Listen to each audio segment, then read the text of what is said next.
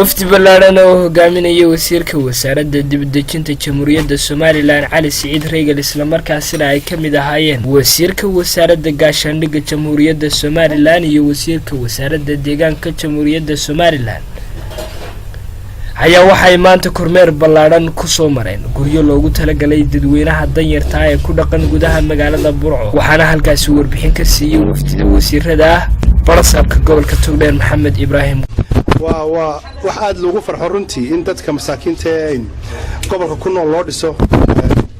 guryo 260 guri waa magaalo dhanbe noqonaya wixii ka dhimanna wala dhameystiri doona laakiin waxaad moodaa waxoogaa in guryaha u baahan tahay qurxin iyo xagga finishing anigoo isduwa ah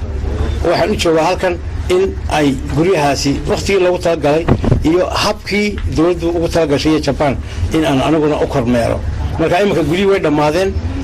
waa 260 ay sheegay imika waxa hadhaan gacanta ku haynaa on biyo gelintii iyo leerkii iyo suuqii ay wax ku iibsan lahayn oo insha Allah aan rajaynayna nagu dhamaadaan bil gudaheed ka bacdina aan u soo rarno dadkii dayarta lagu talagalay waxaana ugu dambeyntii halkaasi ka hadlay wasiirka wasaaradda dibadejinta jamhuuriyadda Soomaaliland anagu hawl kala doon socono gobolka hawshii abaaraha laakiin sida deegaanka laga faa'iideystay marka shaqadii kala aydan gacanta ku hayn wixii kala qaranku u baahan yahay uga soo faa'iideysta inta uu baahneen warbixintiina dawaa dhageysanay guriyahana insha Allah